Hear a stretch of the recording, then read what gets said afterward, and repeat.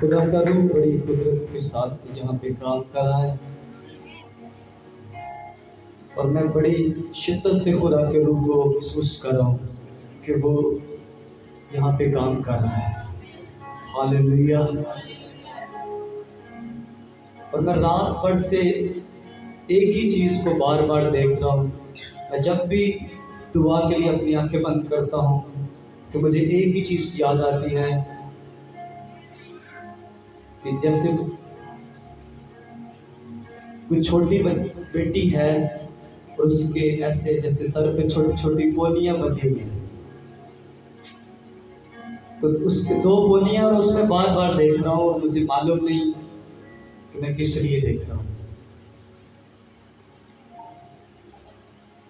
और मैंने रात भर मुझे समझ नहीं आई, जब हम मीटिंग में थे तब भी, घर में गए तब भी मालूम नहीं पड़ा, यहाँ तक मुझे समझ नहीं आई। और जो ही मैं खुदा के कलाम को आप तक लाने के लिए उठा तो खुदा ने मुझे बताया कि अपने लोगों को बता दे कि ये उसे रिसीव कर लो, ये किसी की बेटी है। हालेलुया।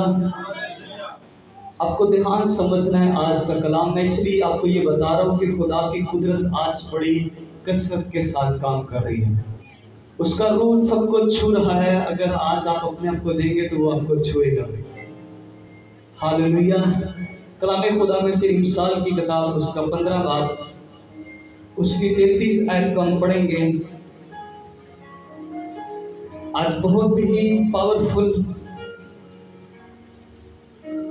और बड़ा तालीमी सा कलाम है, आपको ध्यान समझना है।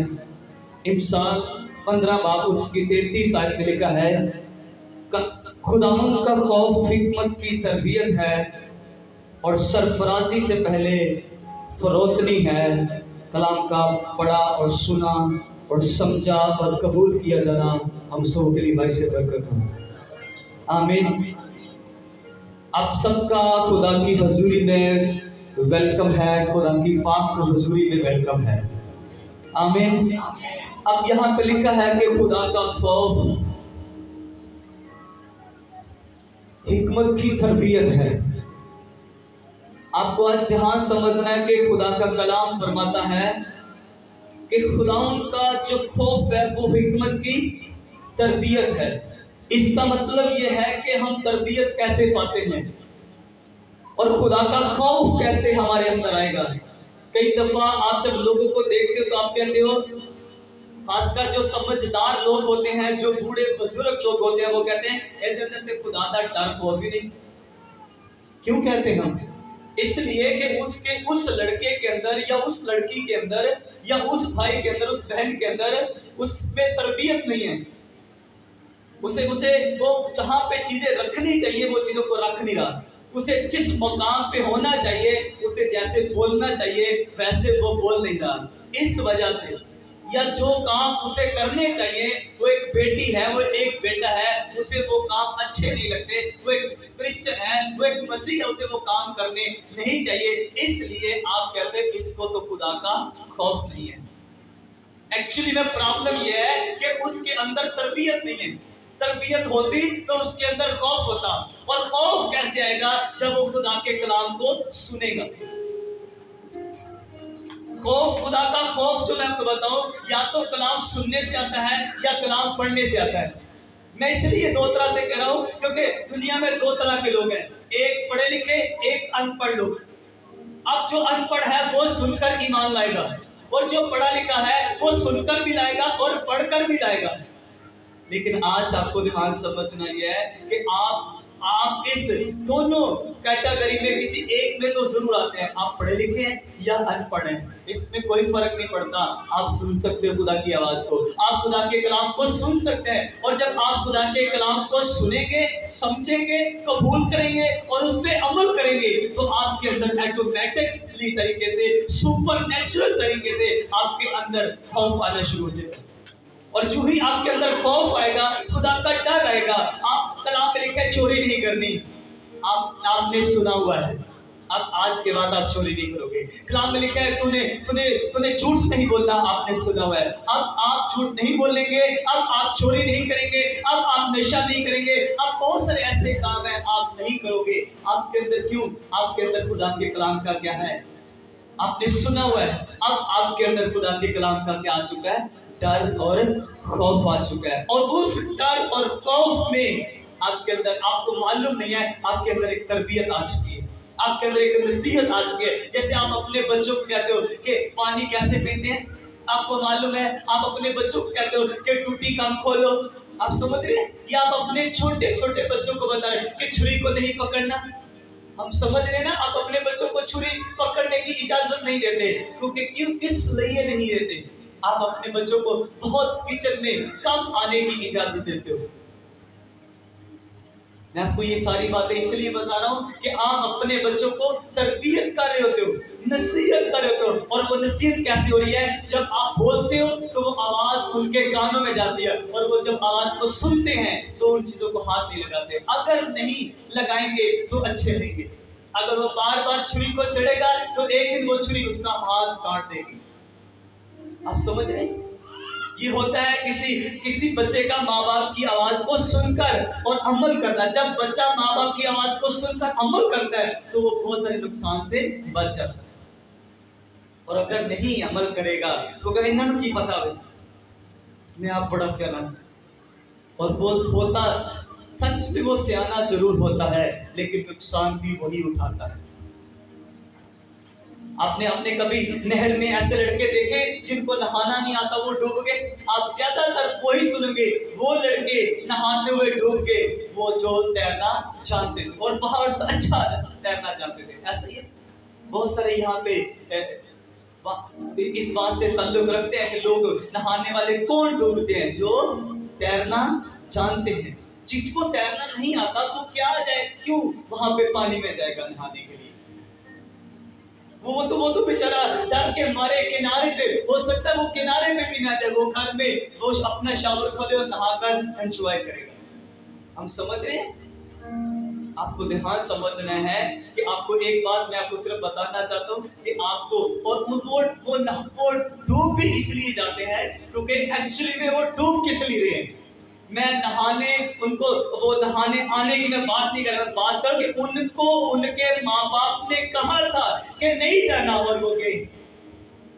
बात ये है, बात वो तैरने की नहीं है, बात माँ बाप के पीछे हदायत की है कि माँ बाप ने कहा और वो बच्चा नहीं गया। खुदा का कलाम हमारे अंदर तरबियत लाता है, हमारे अंदर एक अच्छी जबरदस्त तरतीब ले आता है। हमें कब उठना है, हमें कब सोना है, हमें किससे मिलना है, हमें किससे बात करनी है, ये खुदा का कलाम हमें बताता है। हालेलुया। आपको कहां से पानी पीना है, आपको कहां से खाना खाना है, ये खुदा का कलाम बताता है। आपको कितने भी क्यों ना प्यास लगी हो, आपको पूरी समझ होनी चाहिए कि यहाँ से मैं पानी नहीं पी सकता, यहाँ से मैं चावल नहीं खा सकता, यहाँ पे मैं सैर नहीं कर सकता, यहाँ पे मैं सजदा नहीं कर सकता। हालेलुया। आपको पूरी समझ होनी चाहिए, पूरी मुकम्मल समझ होनी चाहिए। मैं आपको एक बात बताता हूँ, खुदा के कलाम में आपके लिए एक स्पिरिचुअल फादर रखा गया है, आपके लिए एक रूहानी बाप रखा गया है। अब हर कोई आपका पास्टर आपका रूहानी बाप नहीं है, हर कोई बिशप, हर कोई फादर, कोई भी दुनिया का पादरी आपका फादर नहीं हो सकता। वो आपके लिए पास्टर है, आपके लिए बिशप है, आपके लिए इज्जत ऑनर के लायक है, लेकिन आपका फादर एक ही है। आपको रूहानी फादर, मेरा स्पिरिचुअल फादर एक ही है, पास्टर तारक। उसके ये सर सिर्फ उसके लिए है या खुदा के लिए बस। मैं एक दफा पहले भी आपको बता चुका, ये सर अगर झुकेगा तो खुदा के आगे झुकेगा, और उसके बाद अगर झुकेगा तो मेरे स्पिरिचुअल फादर के आगे। और वो भी इसलिए स्पिरिचुअल फादर के आगे ताकि वो अपना हाथ रखे और मुझे ब्लेस करे। हालेलुया। ये सर सिर्फ और सिर्फ दो लोगों के लिए है, एक खुदाए अजीम के लिए और एक स्पिरिचुअल फादर के लिए। बाकी किसके लिए? किसी के लिए। आप वो दूर से आपको बताता हूं, एक यंग लड़का था, एक यंग लड़का था, उसको खुदा बड़ा इस्तेमाल करता, बड़ी पावर के साथ, यहाँ तक कि अपने शहर से अलावा दूसरे शहर से लोग उसकी चर्च में आते थे। एक दिन वही लड़का अपने दोस्त के घर गया, वहां पे जब गया तो वहां पे एक बिशप साहब आए हुए थे, और बिशप साहब कहते हैं कि खुदा का रूह मुझे बता रहा है मैं तेरे सर पे हाथ रखूं और दुआ करूं। वो कहते हैं आप मेरे उस्ताद नहीं हो, आप मेरे फादर नहीं हो, मेरा फादर सिर्फ एक ही है, वो मेरे सर पे हाथ रखेगा, वो दुआ करेगा, मैं आपके पैर पड़ता हूँ, मैं आपकी इज्जत करता हूँ, आप मेरे लिए इज्जत ऑनर के लायक हो, दूर से मेरे लिए दुआ कर दो, जो भी आपने कहना है, हाथ नहीं रख सकते हम। ये सर सिर्फ मेरे उस्ताद के लिए है। वो फादर गुस्से में, फादर नहीं, वो बिशप साहब थे, वो गुस्से में आकर चले गए कि तूने मेरी बेइज्जती की है, तूने मेरे साथ अच्छा नहीं किया। कुछ दिनों के बाद उसी बिशप का एक लड़का मर गया, फिर कुछ दिनों के बाद फिर एक और लड़का मर गया, अब एक ही लड़का रह गया था। वो बिशप आया और उस लड़के से आके कहा मुझे माफ कर दो, मुझे क्या कर दो, मुझे माफ कर दो, शैतान ने मुझे फरमाया था, शैतान ने मेरे ऊपर अटैक किया था कि मैं तेरे लिए दुआ करूं ताकि तेरे ऊपर जो मसा है उस मसे को खत्म कर दो। फिर उस लड़के ने उस बिशप के लड़के के लिए दुआ की, आज तक वो लड़का ठीक है, आज तक वो लड़का ठीक है और खुदा का काम कर रहा है। ये सर आपको बताओ कि आपको बाइबल के अंदर से आपको सब कुछ मिलेगा, और डर खौफ तरबियत आपके अंदर कहां से आएगी, कलाम से आएगी। पर अगर आप पढ़ोगे नहीं, आप सुनोगे नहीं, तो आपके अंदर तरबियत नहीं आएगी। ये सर आपको तो सिर्फ एक ही शख्स के आगे झुक सकता है, हालेलुया, बाकी किसी के लिए नहीं है। मुझे जब तक समझ नहीं, जब तक मुझे समझ नहीं थी, मैं कभी पढ़ भी नहीं पाया था। मुझे जो भी पादरी मिलता था, जो भी मैंने काट देता था, मैं सर उसके आगे कर देता, मैं तेरे वास्ते दुआ करूं, मैं आगे बढ़ूं, नहीं पढ़ पाए। मैं बाहर से गोरे आया करते थे, बड़े सुपर नेचुरल पावर उनके अंदर होते थे, और मैं उनके आगे सर रखता था, हमें मालूम नहीं था, और हम जहां पे थे वहीं के वहीं थे, क्योंकि हम क्या कर रहे थे, अपने फादर को इग्नोर करके किसी और को कह रहे थे हमारे सर पे हाथ रखो और दुआ करो। आपको समझना है कि आपके अंदर तरबियत कैसे आएगी, खुदा के कलाम से। और कलाम में लिखा है कि आपके लिए एक मेंटर रखा गया है, आपके लिए एक उस्ताद रखा है। क्या अलीशा कभी किसी के पास जाता था? नेवर। एक ही उस्ताद था, एलिया उसका उस्ताद। आमीन। अब हमें ध्यान समझना है कि यहाँ पे लिखा है कि खुदा का खौफ, खुदा की जो तरबियत है वो आपके अंदर खुदा के कलाम को सुनने या पढ़ने से आएगी। और अब आगे लिखा हुआ है कि सरफराजी से पहले, क्या लिखा है, सरफराजी से पहले, बोलो क्या हो गया, सरफराजी से पहले, इसका मतलब बाइबल नहीं लोग लेकर आए, अगर लेकर आए तो पढ़ो ना। फिर सरफराजी से पहले फरोतनी है। आज आपको ध्यान समझने में जो बात आपको सिखाना चाहता हूं कि वो ये है कि सरफराज होने से पहले बाइबल कह रही है कि तुझे क्या होना है, फरोतन। तुझे आजिज़, तुझे हलीम अपने आप को करना है, तुझे अपने आप को छोटा करना है, तुझे अपने आप को नीचा करना है। और बाइबल में यीशु मसीह ने कहा जो अपने आप को बड़ा करना चाहता है वो अपने आप को क्या करे, छोटा करे। अगर आप बड़े होना चाहते हैं अपने खानदान में, अपने मोहल्ले में, अपने लोगों में, तो मैं आपको सलाह देता हूं अपने आप को छोटा कर लो, अपने आप को छोटा करो, अपने आप को हलीम करो, अपने आप को आजीज करो, बाइबल आपको ऊंचा करेगी। हालेलुया। अगर आप अपने खानदान में, अपने मोहल्ले में सबसे ऊपर चाहते हैं, आप चाहते हैं कि आपका बिजनेस टॉप पे है, आप चाहते हैं आप अपनी जॉब को ऊंचा चाहते हैं, आप चाहते हैं अपने मोहल्ले में, आपके नगर में आप सबको सबसे ऊपर होना चाहते हैं, तो बाइबल कहती है अपने आप को नीचा करो, मैं तुझे ऊंचा करूंगा। हालेलुया, मैं तुझे ऊंचा करूंगा। और ये सारी आपके अंदर फरोतनी कहां से आएगी, बाइबल को पढ़ने से। बाइबल आपको सिखाएगी ये बुजुर्ग है इनके साथ आराम से पेश आना है, ये छोटे बच्चे हैं इनके साथ प्यार से पेश आना है, ये दुश्मन है इसके लिए क्या करनी है, ये दुश्मन है इसके लिए क्या करनी है। हालेलुया। बाइबल आपको सिखाएगी कि ये दुश्मन है इसके लिए क्या करनी है, प्रेयर करनी है। आज प्रॉब्लम ये है एक चर्च दूसरी चर्च के लिए दुआ नहीं कर रही। हालेलुया। और यीशु मसीह ने कहा कि अपने दुश्मनों के लिए क्या करो, दुआ करो। और आज प्रॉब्लम ये है एक चर्च साथ वाली चर्च के साथ के लिए दुआ नहीं करी, इसलिए दुआ नहीं करी कि इन्हों की चर्च बड़ी गल। हालेलुया। आपको ये बात समझनी है कि मैंने अपनी टीम को बताया है, ये फखर से नहीं करा, ये खुदा ने हम पे फजल किया है, ये खुदा ने हम पे रहम किया कि हम सिर्फ अपने लिए नहीं, हम बाइबल को पढ़ के दूसरों के लिए प्रेयर करें। आमीन। और हम स्टार्ट लेते हैं, यहाँ से स्टार्ट लेते हैं। अपने मोहल्ले जितनी चर्च हैं, एक एक चर्च के लिए प्रेयर करते हैं। इस एरिया में जितनी चर्च हैं उनके लिए प्रेयर करते हैं, इस शहर में जितनी चर्च हैं उनके लिए प्रेयर करते हैं, इस सूबे में जितनी चर्च हैं उनके लिए प्रेयर करते हैं, इस चारों सूबों में जितनी चर्च हैं और एक एक चर्च के लिए प्रेयर करते हैं, और इस मुल्क के इर्द गिर्द जितने मुल्क हैं सबके लिए हम प्रेयर करते हैं। Hallelujah, hallelujah. ये चर्च मैं बताना चाहता हूँ कि हम खुदा के फजल से सिर्फ अपने लिए नहीं बल्कि यीशु के अल्फाजों को लेकर हम अपने दुश्मनों के लिए भी प्रेयर करें कि खुदा जो हमारे लिए हमारे रास्ते बंद करें, हम उनके लिए भी दुआ करें कि वो रास्ते बंद नहीं करें बल्कि हमारे साथ चले। हालेलुया। और राह बंद नहीं करें बल्कि साथ चले। हालेलुया। खुदा वो कहते हैं मैं तेरे दुश्मनों को तेरे दोस्त बना दूंगा, पर अगर तुम हलीमी के साथ किसी के लिए दुआ। हालेलुया। बहुत औखा काम है, ये बहुत मुश्किल काम है। आज किसी के साथ दुश्मनी ना भी ना तो हम जबरदस्ती हम फोर्सफुली किसी के साथ दुश्मनी बना लेते हैं, पर यीशु कह रहा अपने दुश्मनों के लिए क्या कर, ये हलीमी है, ये फरोतनी है, ये आजिज़ी है कि आप दुश्मन के लिए प्रेयर करो, आप लोगों के लिए प्रेयर करो, आप मोहल्लों के लिए प्रेयर करो, आप सूबों के लिए प्रेयर करो, आप मुल्कों के लिए प्रेयर करो।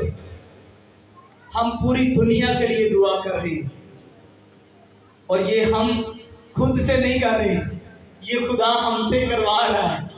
हालेलुया। ये हम खुद से नहीं कर रहे, हमें तो दुआ करनी नहीं आती थी, ये यीशु खुदा का रूह हमसे जबरदस्ती फोर्सफुली कि कौमों के लिए, उम्मतों के लिए, मुल्कों के लिए दुआ करो। हालेलुया। हमने मैप ला के रखे हुए हैं, हमने पूरी दुनिया के नक्शे ला करके, मैं उनके लिए शुक्रगुजार हूँ। मैं दिल से दुआ कर जिन्होंने हमें नक्शे लाने के लिए जो जो कुछ मुहैया किया, मैं आपको बता रहा हूँ, मैं दिल से आपके लिए पूरी ताकत से लिया आपके लिए प्रेयर कर रहा हूँ। आमीन। बहुत शुक्रिया आपका। खुदावंद आपको दुनिया की किसी चीज की कमी ना हो जिन्होंने नक्शे ला के दिए। हालेलुया। आपको बताऊं, जो लोग खुदा के, जिसको मैं जो काम करता हूं वो करता है ना, मेरा दिल खुश हो जाता है। और जब मैं दुआ घुटने टेकता हूं ना, तो सबसे पहले मैं उसके लिए दुआ करता हूं जिसको मैंने काम बोला होता वो कर देता है, और जिसको नहीं भी बोला होता ना उसको तो मैं भूल ही नहीं सकता। आमीन। इससे पहले कि कौमों के लिए दुआ हो, मैं उनके लिए पहले दुआ करता। यीशु, इन्होंने नक्शे लाए हैं, ये तेरे घर के लिए नक्शे लेकर आए थे ताकि खादम, पास्टर्स, मुबश्शिर, एल्डर्स मिलके दुआ कर सके कौमों के लिए। आमीन। आप खुदावंद आपके बेड़े को डूबने नहीं देगा कभी भी, ये दुआ है मेरे दिल से। आमीन। और कभी दिल मत दुखाना अपने पास्टर का। आज आपको बताना चाहता हूं कि आपको अपने अंदर हलीमी, आज से फरोख्तनी इख्तियार करनी है, और हम बड़े दर्द और बोझ के साथ लोगों के लिए दुआ करेंगे, खुदा हमें और बोझ दे, और बोझ दे। आपको बताऊं कि दुनिया में 195 यानी 195 दुनिया में मुल्क है जिनके लिए दुआ की जा रही है। दुनिया में 195 मुल्क है जिनके लिए दुआ की जा रही है, और आने वाले टाइम में आपको हर उनके शहरों के भी नाम आपको दिए जाएंगे। टीम को अभी तक उनको मुल्कों के नाम दे दिए गए, आने वाले टाइम में आपको उनके शहरों के भी नाम दिए जाएंगे ताकि आप हर मुल्क के एक एक शहर का नाम लेके दुआ कर सको। आमीन। ये सारी कैलकुलेशन मुझे मालूम नहीं है मैं कहां से, मुझे क्यों दी जा रही है, मैं खुद हैरान हूं कि खुदा क्यों इस तरह से कर रहा है, पर मैं इतना जानता हूं कि खुदा का खास प्लान है इस चर्च के लिए। इतनी इंफॉर्मेशन, इतने शहर, इतना मुल्क, एक एक चीज खुदा जब आपको दे रहा है तो आपको बड़ी हलीमे में रहना है। कहीं हमारे अंदर गुरूर आ जाए, कहीं हमारे अंदर तकब्बर ना आ जाए कि जो हम करें वो कोई भी नहीं करा। कहीं हमारे अंदर ये ना आ जाए, क्योंकि बाइबल पे लिखा हुआ है कि हलाकत से पहले तकब्बर आ जाता है बंदे के अंदर। अगर आज बहुत सारी चर्चें बर्बाद हो रही हैं, बहुत सारे खादम बर्बाद हो रहे हैं, तो उनके पीछे एक ही वजह थी कि उनके अंदर घमंड आ गया, उनके अंदर तकब्बर आ गया, उनके अंदर गरूर आ गया। आज ये चर्च भी बर्बाद हो सकती है अगर इस चर्च के पादरी के अंदर, इस चर्च की इवेंजलिस्ट टीम के अंदर, इस चर्च की वर्शिप टीम के अंदर, इस चर्च की जितनी भी टीमें हैं, अगर इनके अंदर गरूर आ गया तो ये चर्च बर्बाद हो जाएगी। मिसाल के तौर पर अगर मैं कहता हूं कि मेरे वर्ग का कोई कलाम नहीं सुना सकता, जब मैं पुलपट पे जाता हूं मैं अंदर फट्टे चक देना, तो ये मेरे अंदर घमंड गरूर की स्पिरिट काम करती है। बल्कि नेवर, यही मैं को बताऊं कि ये खुदा का कलाम लिखा है कि वो अपने कलाम को वो नाजिल करता है, खुदा अपने कलाम को नाजिल करता है और खुदा अपने कलाम को खादमों के होंठों पे रखता है। इसका मतलब मैं फकर किस बात का फकर करूं? अगर खादिम कोई फकर करे तो किस बात का फकर करे, किस बात का घमंड है? कलाम खुदा का है, वो हमारी ज़बानों पर रखे, घमंड किस बात का? और वो भी रख किस पर है? हमारी ज़बानों पे लिखा तुम अपने नहीं बल्कि कीमत से खरीद गए। इसका मतलब यह है कि ये बदन भी खुदा के यीशु की कीमत देकर ये बदन खरीदा गया है, तो फिर फकर किसका? कलाम उसका है, बदन उसका है, फकर कितना कर रहे हो? पैसा उसने दिया है, गाड़ी उसने दी है, बंगला उसने दिया है, सब कुछ उसने दिया, दौलत उसने दी है, बच्चे उसने दिए हैं, फकर किसका कर रहे हो? फकर किस बात का? अगर फकर करने हैं तो उसकी सलीब पर फकर करो, फकर करने हैं तो उसकी कुर्बानी पे फकर करो, फकर करने हैं तो उसके जिंदा कलाम पे फकर करो, जो आपको ऊंचा करेगा, जो आपको सरफराज करेगा। हालेलुया। इसी वजह से लोग बर्बाद हो रहे हैं, इसी वजह से मसीह लोग कामयाब नहीं हो पा रहे, क्योंकि जरा सा पैसा आ जाए तो फकर करना शुरू कर देते हैं, जरा सी दौलत आ जाए तो गुरूर घमंड आ जाता है। और लिखा है कि वो ज़बान से पहले खुद भी नहीं है, ज़बान से पहले खुद भी नहीं, मतलब अपने आप को सब कुछ समझना, किसी को कुछ भी नहीं समझना। ज़बान का मतलब होता है कामयाबी, नाकामयाबी। ज़बान का मतलब होता है किसी चीज का खत्म हो जाना।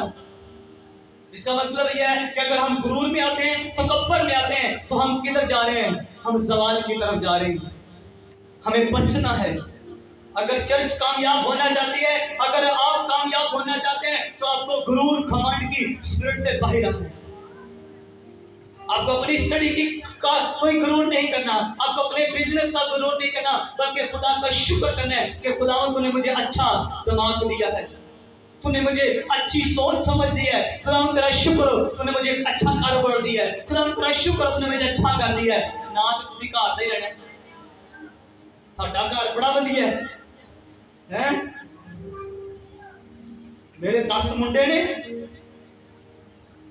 तो आप इस तरह से भी कह सकते, खुदावंद का शुक्र है 10 बेटे हैं। गलती वही होगी, खुदावंद का शुक्र है 10 मरले का घर है, तो गलती वही होगी। समझ आ रही है? खुदा का शुक्र है कि खुदा ने मुझे एक अच्छा दिमाग दिया है, मैं बहुत अच्छा पढ़ सकता हूँ, बात तो वही होगी। खुदावंद का शुक्र है। हालेलुया। भाई फकर किस बात का? मैं आपको पहले बता चुका हूँ कि बदन उसका है, कलाम उसका है। आज जिसको हम शैतान अबलीस कहते हैं ना, ये कभी शैतान अबलीस नहीं था, ये एक जबरदस्त फरिश्ता था, ये बड़ा पावरफुल फरिश्ता था, ये खुदा के तख्त पे मज़बा पे रहा करता था। बड़ी ठाट बाट थी, जैसे आजकल हमारी ठाट बाट होती है, वह जबरदस्त बड़ी चर्च है, हैं जी, 4-5 खादम है, एवेंजलिस्ट टीम है, सब कुछ है, वाह क्या बात है, बल्ले बल्ले, चर्च फुल पर है। ठाट बाट मतलब ये पासवानों के लिए मैं जानबूझ के कर रहा हूँ, ताकि तुम ये को सामने गई जा रहे हैं। हालेलुया। अपने लिए अपने को ठीक कर रहे हैं हम। एक्चुअली में आज का मैसेज अपने लिए है, अगर आप समझते हैं तो ये आपके लिए है। आज का कलाम इस बॉडी के लिए है, इस बदन के लिए, कि ये बदन कभी चौड़ा ना हो जाए। पलूस रसूल कहता है मैं अपने आप को रोज मारता घुटता हूँ, पौलुस रसूल कहता है कि मैं हर रोज अपने आप को मारता और कूटता हूँ, कहीं कहीं मैं मकाशवा की वजह से, कहीं बहुत सारी खुदा की जो ब्लेसिंग, जो बरकत उसके ऊपर है, उसकी वजह से भूल ना जाऊं। इसलिए मैं कह रहा हूं आज का मैसेज मेरे वास्ते वो बड़ी ठाट बाट थी। जैसे आज हम इधर बैठते हैं चेयर पे हैं, तो खुदा का तख्त इधर लगा तो वो सज्जे हुई गाय जाता है। हालेलुया। तुसी मान लो ऐसे यीशु मसीह बैठे ने और इधर हम बैठे हुए हैं। हालेलुया। तो आज आपको ध्यान सुनने के बड़ा जबरदस्त तख्त लगा होता था और वो भी उधर जनाब वो भी बैठा करते थे, वो भी खड़े हुए करते थे। बड़ी जबरदस्त, बड़ी पावर थी, बड़ा मसा था। और जितने भी फरिश्ते थे, सबसे अफजल फरिश्ते क्रोबीन होते हैं, और उनमें भी सबसे अफजल यही जनाब थे। और जो सूट बूट थे इसके, जैसे आज हम कपड़े का सूट पहनते हैं, मैंने तो एक भाई की वो शर्ट भी देखी थी, वो सारी सोने की बनी हुई थी। लेकिन जो अब्लीस जिसको आज हम कहते हैं, इसका जो सूट था वो हीरे जवाहरात, संगे सुलेमानी और पता नहीं कितने कितने दुनिया के महंगे तरीन पत्थर थे जिनका सूट बना हुआ था, और वो पहन के कभी इधर कभी उधर। बहुत मतलब बॉडी बड़ा जबरदस्त, बड़ा ठाट बाट थी, बड़ा उसके पास अख्तियार था। मैं यूं कहूंगा कि यीशु के बाद उसके पास बड़ा अख्तियार था। आपको सिर्फ समझाने के लिए, बड़ा अख्तियार था उसके पास, बड़ा प्रोटोकॉल था कि सारे फरिश्ते उसके हुक्म में थे, सबको वो ऑर्डर करना, इधर करो, ये करो, वो करो। आज जैसे मेरे पास ऑर्डर है, जिन्हों मर्जी तुसी इधर चलो जी, तुसी इधर चलो, सारे सुन देना। इसलिए उसके पास बड़ा ठाट बाट था। आपके पास भी कईयों के पास होगा, ऐ करो वो करो, पर हलीमी के साथ ये करे वो करे। उस बंदे के अंदर ये गुरूर आ गया कि क्यों ना हम अपना तक फरिश्तों को भी साथ अपने ले लिया। 100 फरिश्तों में से 33 फरिश्ते, मिसाल के तौर पर वहां पे लाखों करोड़ों अरबों खरबों फरिश्ते हैं, लेकिन 100 में से मान लेते 33 फरिश्ते उसने अपने साथ मिला लिए। फिर आज सारे मिलकर से अपना तख्त वखरा बना दिया।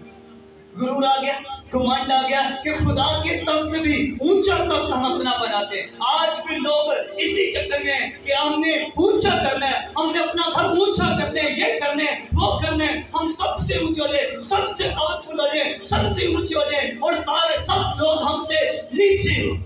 और उसके अंदर घमंड आ गया, उसके अंदर गुरूर आ गया। आप खुदा आपको ऊंचा करे वो एक अलग बात है, हलीमे में ऊंचा जाए तो एक अलग बात है, लेकिन घमंड में कभी ऊंचा मत जाए।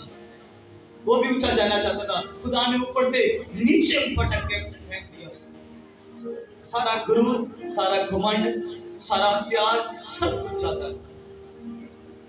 हालेलुया। सारा टोटल अख्तियार खत्म हो गया, टोटल अख्तियार खत्म हो गया।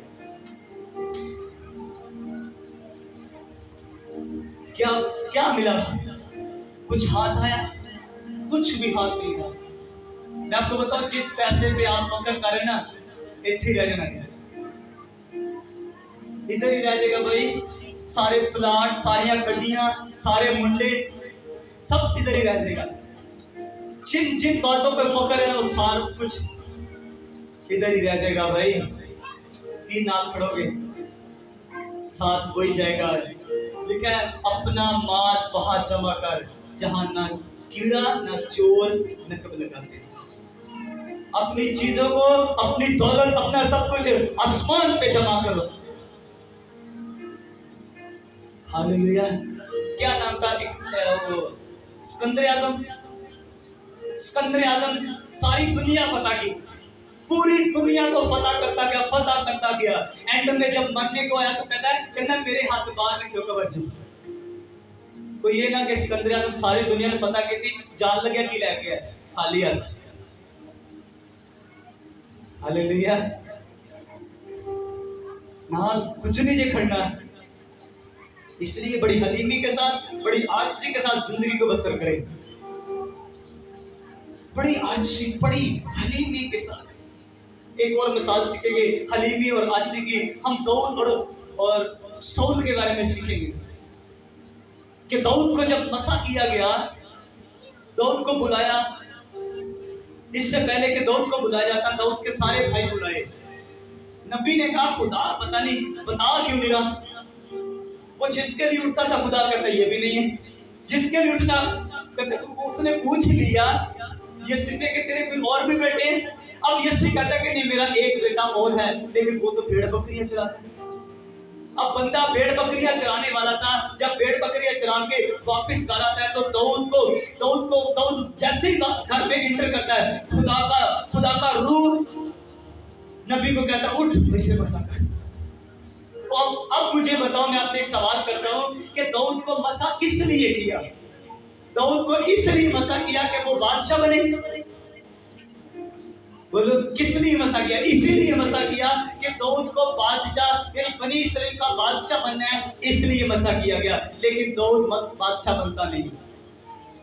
मसा हुआ दाऊद, उसके बाद फिर जंगलों, फिर भेड़ बकरियां चला रहा है, फिर भेड़ बकरियों का वही माल चल सब कुछ जो भी उनका कान कुंद है वो साफ करा, जो कुछ भी था उसका सारा काम सब कुछ हलीमी के साथ आजी के साथ। उसने नहीं कहा तो पता नहीं है ना, वो वापस अपने काम पे, उसने कहा जब टाइम आ जाएगा, अभी मसा हुआ है। वो अपनी स्पीड में जानता था, वो एक खुदा के कलाम से वाकिफ आदमी था। उसे मालूम था कि खुदा ने टाइम पे मुझे भेड़ बकरियों से उठाकर अगर घर बुला के मसल करवा लिया ना, तो जब टाइम आएगा तो वो मुझे जंगल से बुलाकर तख्त पे भी बिठा देगा। हालेलुया। जब टाइम आएगा हलीमी आलसी आपको जंगल से भी उठाकर तख्त पे बिठा सकती है। हलीम अपने आप को बताना। दाऊद फिर जंगल में चला जाता है। हालेलुया। दाऊद फिर जंगल में, दाऊद फिर अपने काम में, दाऊद फिर झाड़ू पोछे लगा रहा है, दाऊद फिर लोगों की गुलामी कर रहा है। आप समझ रहे हैं? मैं झाड़ू पोछे इसलिए लगा रहा हूँ कि बहुत सारे लोग किसी के यहाँ काम कर रहे हैं, आप फिर अपने काम पे, आप फिर किसी के यहाँ जॉब करने जा रहे हैं, आप फिर किसी के यहाँ काम कर रहे हैं। दाऊद फिर वापस भेड़ बकरियां चलाने के लिए चला गया। बड़े सालों के बाद फिर खुदा ने याद किया, दाऊद आ जा, तुझे मसा करना है। लेकिन उसके बीच में दाऊद का एक दुश्मन उठ खड़ा हुआ, और वो कौन था? सोल बादशाह। अब आप भेड़ बकरियां चराते हो और आपका दुश्मन कौन है? बादशाह। अब आपको ध्यान समझना है कि आपको एक बात अपने अंदर ध्यान समझनी है कि आप एक आम इंसान हो, लेकिन आपका दुश्मन कौन है? बादशाह। दाऊद के अंदर हलीमी, आजिज़ी, फरोख्त नहीं थी। वो सिर्फ बादशाह नहीं था, वो खुदा का चुना हुआ खादिम भी था। आज अगर कोई खादिम जरा सा भी कुछ कर देना तो लोग पता नहीं क्या क्या भड़कच्चे उड़ा देते हैं, उसके खानदान के और उसके। लेकिन दाऊद के मुंह से एक दफा भी कुछ एक लफ्ज भी नहीं निकला। हालांकि पता नहीं कितनी दफा दाऊद के ऊपर शाऊल ने हमला भी किया, और दाऊद ने सिर्फ शाऊल को यह बताने के लिए कि मैं तुझे मार सकता हूं, उसकी जो जेब होती है ना उसको काट के ले गया था, और दूर से उसे दिखाता है कि ये देख, अगर मैं ये काट सकता ना तो मैं तेरा गला भी काट सकता। लेकिन उस कुर्ते की जेब को काटने में भी वो पछताया कि मैंने खुदा के खादिम का कुर्ता क्यों काटा। आज लोग उस, और दाऊद को मालूम भी है ये तो खुदा का रूह नहीं है। जिसके ऊपर खुदा का रूह होगा ना, तो रूह खुदा के कलाम को सुनने, पढ़ने, समझने, कबूल करने से आता है। और जिसके ऊपर खुदा का रूह होगा ना, वो किसी को मार नहीं सकता, वो किसी के खिलाफ नहीं हो सकता, वो किसी के हक में बुरा नहीं हो सकता, किसी के खिलाफ बुरी बातें नहीं कर सकता। खुदा का रूह पवित्र ठहरे। अगर आपके ऊपर खुदा का रूह नहीं है, दाऊद के ऊपर खुदा का रूह है, मैं कौन होता हूं खुदा के ममसू को मारने वाला। अब देखो मारना कौन जाता है? शाऊल। और दाऊद अपने आप को बचा रहे हैं, अपने आप को छोटा कर, नहीं मैं ये खुदा का ममसू है, मैं इसे मार नहीं सकता। मैं पहले ही आपको बता चुका हूं कि दुनिया में ऐसे बड़ी चर्चेज हैं जो दूसरों के लिए सिर्फ अपने लिए प्रेयर करते हैं, और बड़ी ऐसी चर्चें हैं जो दुनिया भर के लिए दुआ कर रही हैं।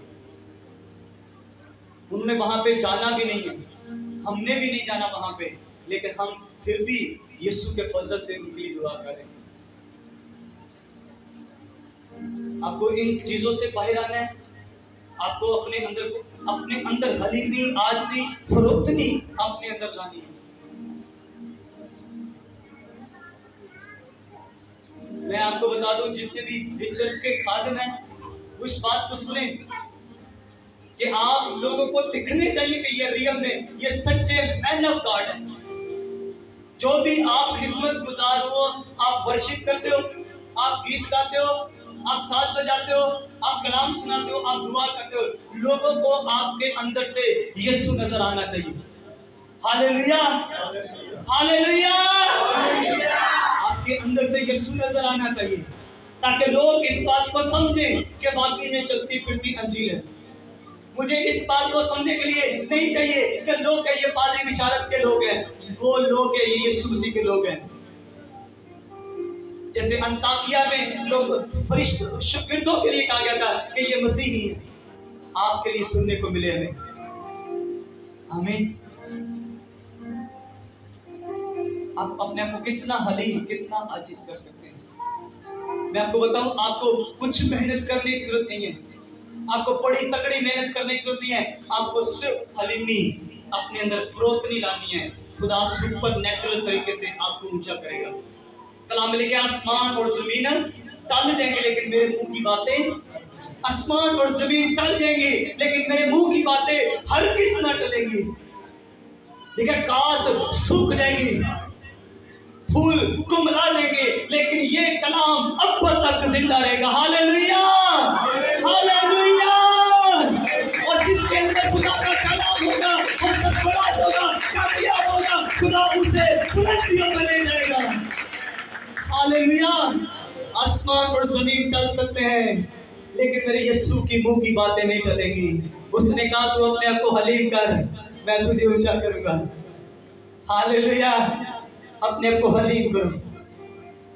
ऐसे बैठे कोई ऐसा नहीं जिसको गुस्सा नहीं आता, दुनिया में कोई भी नहीं ऐसा। सिर्फ इधर बैठे नहीं, दुनिया में कोई ऐसा है नहीं जिसको गुस्सा नहीं आता। जिंदगी में कभी ना कभी गुस्सा आया होगा, कभी ना कभी उसने गुस्सा किया होगा। आप जिसको मानते, जिसकी पूजा करते ना, यीशु मसीह, उसे भी गुस्सा आया, ऐसे कोड़ा लिया और सबको बाहर निकाल दिया। याद आ गया वाक्य? आया कि नहीं आया यीशु को गुस्सा? तो आपको कंट्रोल करना है, आपको अपने गुस्से पे कंट्रोल। मैं आपको कहूंगा कि खुद पे कंट्रोल करना सीखें। जो अपनी बॉडी पे कंट्रोल नहीं कर सकता वो क्या करेगा? शैतान को कैसे कंट्रोल में करेगा? जो पासवान अपनी बॉडी को कंट्रोल नहीं कर सकते, जो खादिम अपनी बॉडी को कंट्रोल नहीं कर सकते, शैतान कैसे कंट्रोल में आएगा? शैतान को कैसे कहेंगे निकल जाए यीशु के नाम से। तो अपने आप लोग पे कंट्रोल कर लो, खुद को तो कंट्रोल कर लो, फिर बदरूहें भी निकाल लेना। कंट्रोल मतलब मैं गालियां निकालता हूँ, कंट्रोल मतलब मैं शराब पीता हूँ, कंट्रोल मतलब हम गालियां निकालते हैं, हम झूठ बोलते हैं, हम किसी की बदगोई करते हैं, हमारे अंदर गुरूर है, हमारे अंदर तकब्बर है, तो ये कंट्रोल नहीं हो रहा। अपनी बॉडी पे कंट्रोल, कंट्रोल योरसेल्फ, खुद पे कंट्रोल करें ताकि पाक की कुदरत, पाक की ग्लोरी, उसकी अनॉइंटिंग। आज का टॉपिक अपने आप को गुरूर से, तकब्बर से बचा के रखें। हमें तकब्बर नहीं करना, हमें गुरूर नहीं करना, बल्कि हमें फरोख्तनी, हलीमी आज से अपने अंदर पैदा करनी है। आमीन। ਤੁਹਾਡੇ ਘਰ ਆਵਾਂ ਤੇ ਦੱਸਿਓ ਇੱਧਰ ਉੱਧਰ नहीं हंसना, सिंपल गुरूर तकब्बर से बचना है और हलीमी आज से पैदा करनी, बस इतना मैसेज काफी है, मुझे बताने के लिए इतना काफी है। आमीन। आप समझ पा रहे हैं कि हमें गुरूर तकब्बर घमंड से बचना है। मैं एक बात आपसे, बस आइए आखिरी बात मैं आपसे करना चाहता हूँ कि टीम, आपको बताऊं कि आपके लिए गुड न्यूज भी है और ये बुरी खबर भी हो सकती है, क्योंकि जो उससे नजायज फायदा लेगा उसके लिए बुरी खबर है। आज के बाद आप पे गुस्सा नहीं किया जाएगा टीम, अब जो नजायज फायदा लेगा वो फिर वो उन माँ प्यो कह रहे हैं ओए नहर पे नहीं जाना, तो फिर भी तुर जाना है, फिर डूबदा फिर कौन? बस आपको बस यही समझना है, मैं आपको डूबने के लिए नहीं कह रहा, मैं आपको कह रहा हूँ कि सुनना, जो भी कहना मैं आपसे कहूँ। मैं आपको तो ये जब यहाँ से जो जब पहली जगह पे थी, मतलब सेकंड जगह पे थी, ये थर्ड जगह है, ये तीसरी जगह पे हम हैं। जब ये दूसरी जगह पे थी तो दूसरी जगह पे सिक्योरिटी वाले और टीम थोड़ी थी, ऐसे था। और उस वक्त मैं गुस्सा भी करता था, गुस्सा यहाँ पे भी आके मैंने किया है, लेकिन मैंने बहुत हफ्ते हो चुके हैं, शायद महीने हो चुके हैं, गुस्सा फिनिश कर दिया। वहां पे जो सिक्योरिटी थी, इंतजामिया थी, वर्शिप टीम थी, वो आज नहीं है। वो आज चर्च भी ज्यादा है, वर्शिप टीम भी ज्यादा है, सिक्योरिटी भी ज्यादा है, चर्च फिर भी चल रहा है। तो मैंने कहा क्यों ना अब इस चर्च को थोड़ा सा प्यार से चलाने की कोशिश की जाए, थोड़ा सा गुस्सा कम करके कोशिश की जाए। और हमने कोशिश की, फर्क पड़ा है। मैंने कोशिश की, फर्क पड़ा। मैंने कहा अब देखो काम तो हमने करवाना है, गुस्से से भी काम हो रहा था, प्यार से भी काम है, तो क्यों ना प्यार से कर लिए जाए। तो अभी एक छोटा सा नुकसान होगा जो नजायज फायदा उठाएंगे, सिर्फ उनका होगा, बाकी चर्च का नुकसान नहीं होगा। ये थोड़ा सा ख्याल करें। आमीन। सो खुदा आपको बरकत दे। आज हमने बड़े अच्छे सीखा है कि हमें अपने